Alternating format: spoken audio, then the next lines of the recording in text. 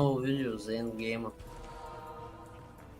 Да качват моето мнение за Diablo 4, знаеш ли го? Аз ще го кажа на английски. Okay, my opinion about Diablo 4. The game is not ready yet. Nobody should have a final opinion. And there's one more important thing. Blizzard has been in business for what, 30 years? They should really very well know what kind of games they should make. No matter the feedback. They should know better what kind of games we play, what kind of games we like. They should know the players, they should know the customers base. They should know what kind of product to produce, right? So feedback my ass, okay? Let's play. That's my opinion about Diablo 4. Easy as that. Easy as that, yeah. Just like that. I mean, okay, we can report bugs. Sure, there might be bugs. Okay, we report bugs and they'll fix it. But they are in business for 30 years. And they made the games which are genre defining. Dude, they should very well know what kind of games to produce.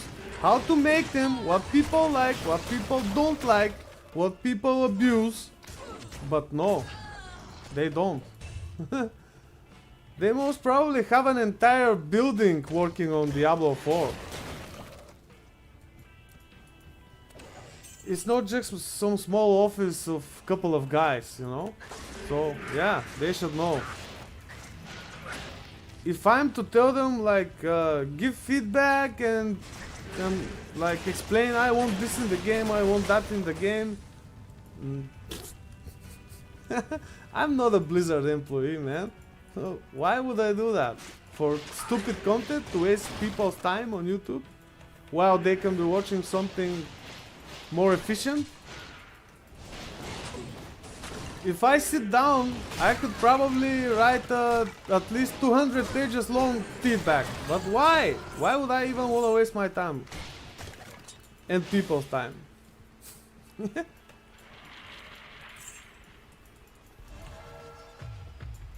They even show different faces Different phases? Phases of what? of developers on the video introducing endgame of Diablo 4. Ah, okay. I'll check this. I think they were supposed to do some live stream about it, right? Is that it? Yes, 20 minutes ago. Oh, they did it now? Yeah, it's finished. It finished already. Okay, let's watch it on stream. I'll send you now. Send me a link. We'll watch it on stream. Is it like long? How many hours? It's not our. Oh, it's not at least an hour long? Man, they gotta know what they're doing then. Well,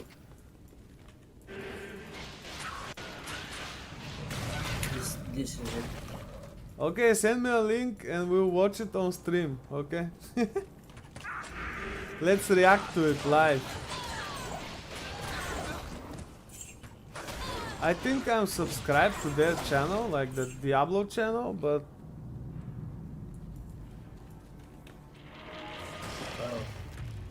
Well, first you have to open YouTube. yeah, I'll open YouTube. Since the stream is over, let me just finish my run, and then I'll watch this developer blah blah thingy.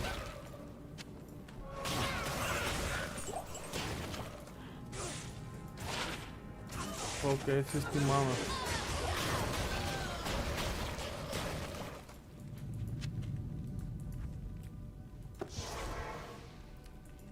$50 mana Grand Charm.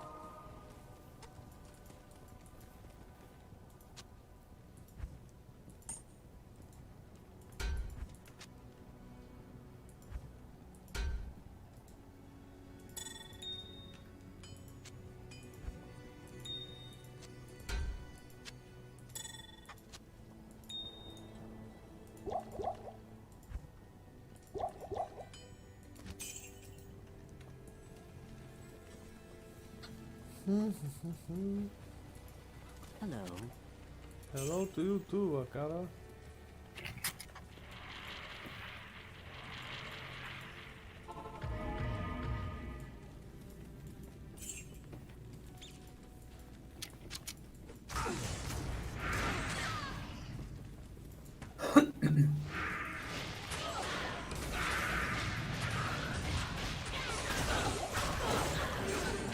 I'm sure they didn't show most of the game. Did you watch it?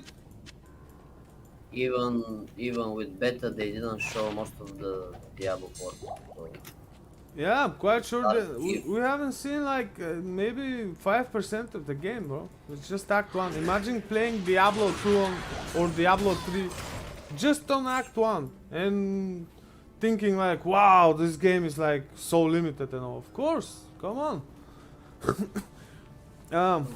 this is the main reason to not be possible to give solid, how to say, review or argument in the same time. Yeah,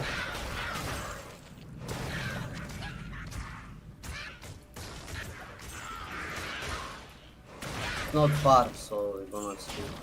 yeah. I think they know what they're doing. I mean, come on.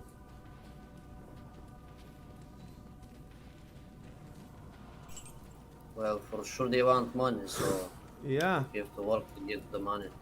Now that Microsoft is involved, they would care about the money more.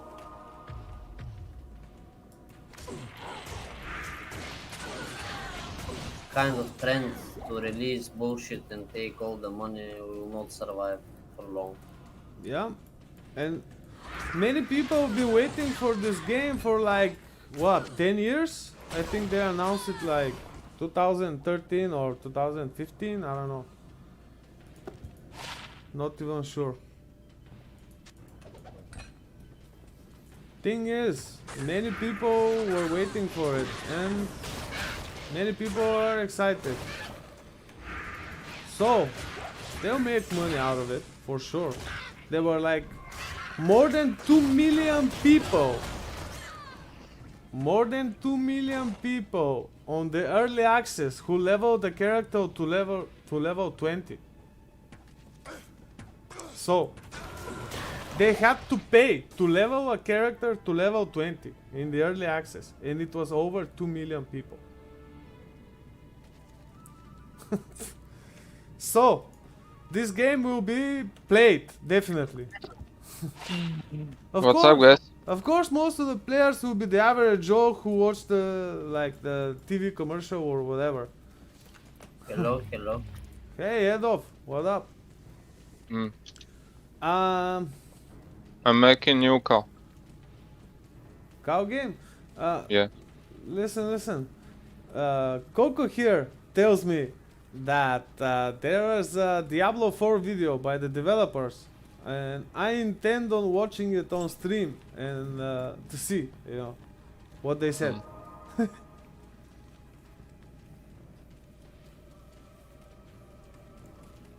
Yeah, I knew they were gonna do that, but just didn't know when. Didn't get a notification or anything. I don't know why. Maybe they didn't schedule it. And I'm subscribed to the channel. And I hit the notification bell. So I get the content. Yeah, I actually did. But I didn't get any notification.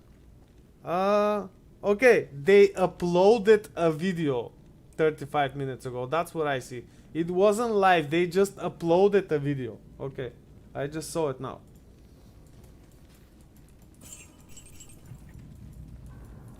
So yeah, let's watch that. Let me check how long it is. Oh, it's just 6 minutes. Okay. We'll definitely watch that. It begins with a Necromancer.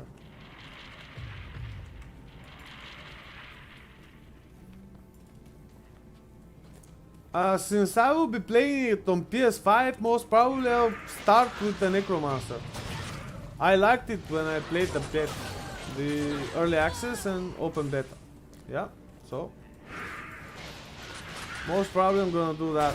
It's a lazy build. You just walk and cast curses, and the minions kill everything. Okay, sounds nice.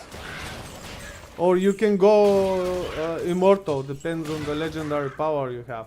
If you have like blood mist, casts corpse explosion and drops corpses, and you're like immortal all the time. How funny would that be? Imagine that. Just gamble like I don't know, maybe 100 pair of gloves, and you get this legendary power. And imbue it to your weapon, so it gets a 100% stats increase, and also another offensive legendary power on the amulet, so it gets a 50% increase. And you're golden. You're just immortal all the time. Most probably they're gonna nerf that. It's like, I don't know, it doesn't seem viable, you know? Being immortal all the time. I know Mr. Joe Shelley, who is the game director, plays with Necromancer on PC with controller. So yeah, most probably that's why they did that. Immortal Necromancer.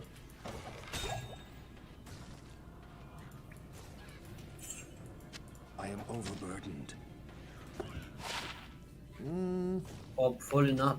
Yeah, hopefully not. Hopefully not. I mean, imagine this on PvP. A Necromancer who is always immune. You can't do damage to this guy. And he's dropping corpses which explode. And he'll... I don't know if you saw this, but the Necromancer also has this passive skill which has a chance to generate corpses with damage. So if you damage anything, you generate corpses. And the legendary power of this skill, which makes you immortal, also generates corpses. And on top of that, it explodes these corpses.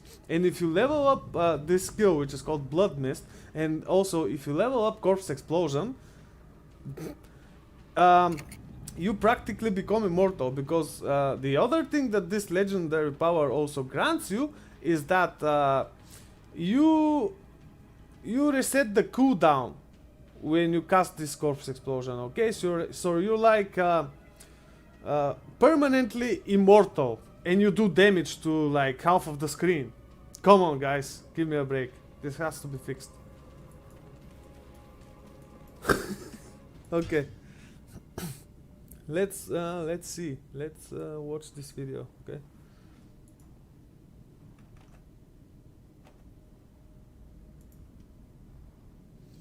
So now you also maybe realize why I have this teal and blue effects on my cam, because I like the essence color, and because that's the theme of the stream as well, when the slides run and all that.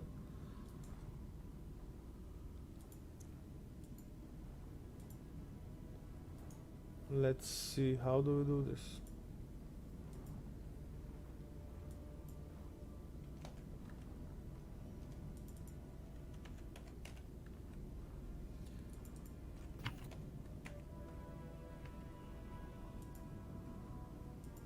Game capture.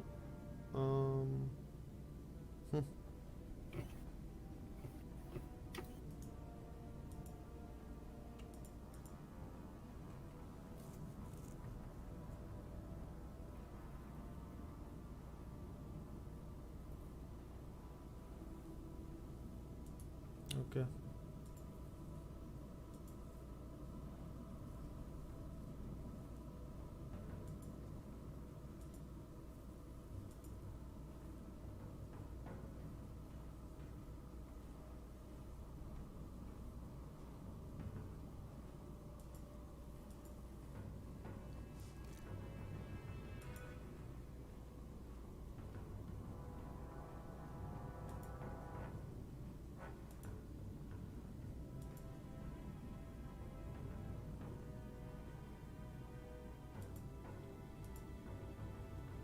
Okay. Screen capture. It's on top of game capture. Yeah. Let me just mute the game. Alright.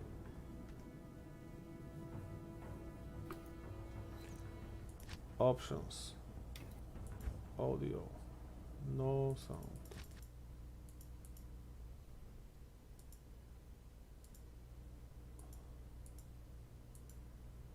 Alright. Let's see what they have.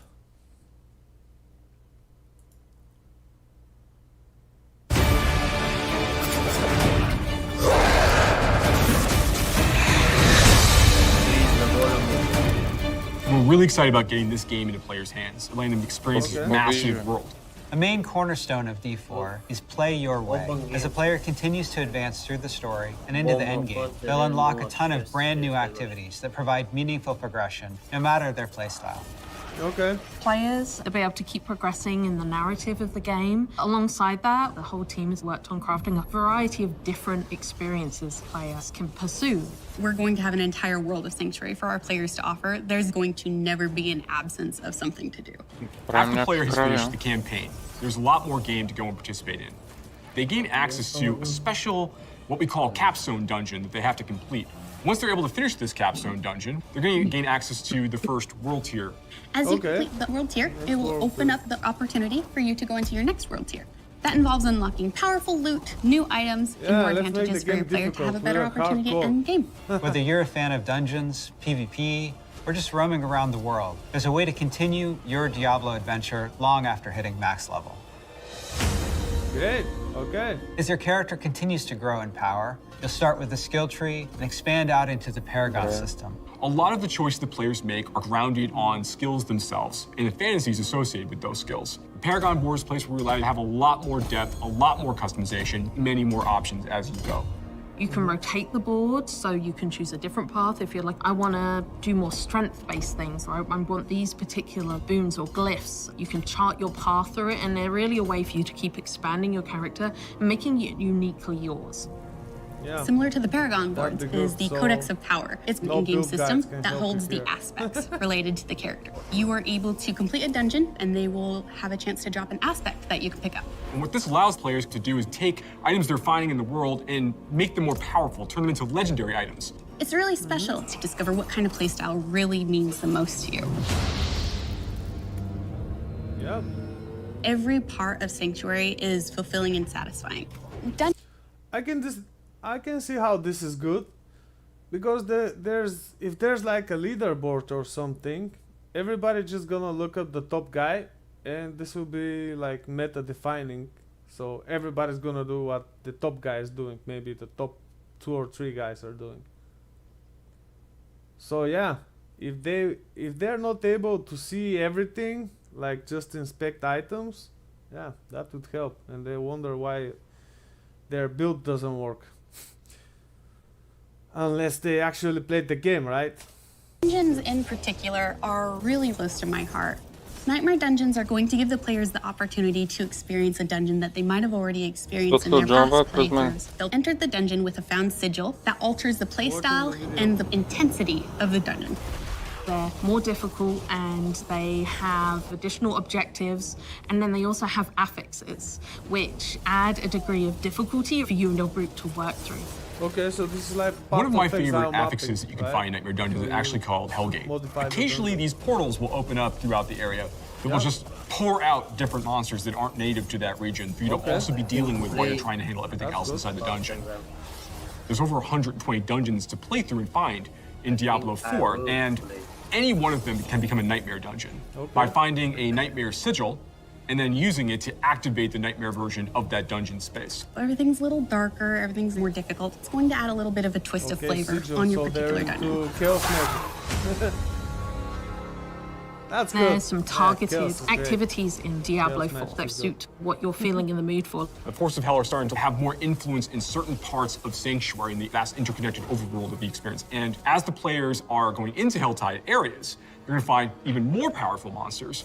And by killing them, they'll be able to gain these special shards they can take to go and use to purchase these big rewards that are available at these caches that are found littered throughout Helltide areas. The sky darkens yeah, and the Helltide rivers is run good. red, meteors fall from the sky, and the monsters get harder. We really want to create new experiences for the players. There's one I really like called Whispers of the Dead, which you get from the Tree of Whispers. The Tree of Whispers is grim and a little gruesome, but it's also something mystically haunting and kind of beautiful. The tree has a little bit of a grudge against our players and it would like for them to go serve its needs. So you're going to go serve these bounties, gather different rewards, different items, and bring them back to the tree in hopes that it can exchange you something really meaningful. Maybe you're gonna go to the Fractured Peaks. Okay, so the tree is like possessed by dead people who are giving us quests. Okay, sounds nice. And take out some werewolves that are rampaging in a town. They're contained activities that you can do alone or in a group. We really wanted to create variety for people to be able to spend time where they wanted to in the world. It's very cool the way it's been put together, and I can't wait for people to see it, to be honest. Yeah, most probably it's the same. In Diablo IV, we have a focus on the world of Sanctuary. And there are parts of that world that we call the Fields of Hatred, where Lilith's presence in Sanctuary has begun to seep through and manifest these poisonous areas throughout the world. Okay. When players go to these regions, they get to engage in player versus player conflict. Okay. These offer opportunities for the player to collect shards. But there is a little bit of a catch. In order to get these shards back to town, you'll need to purify them. Other players will definitely know that you're attempting these shards. Opportunities for the player to collect shards. But there is a little bit of a catch. In order to get these shards back to town, you'll need to purify them. Other players will definitely know that you're attempting to purify your shards. So you'd better be prepared to fight if you're going to be playing any PvP, and be prepared that you might lose some stuff in the meantime. Once they've got the purified shards, they can take these, go back to nearby towns to sell them, and then use that to buy a whole bunch of like interesting cosmetic items and rewards. It's a place for people who really love PvP and want to still get loot and still increase their character's power. If that's the way they want to play, This is gonna be they the can. thing for hardcore.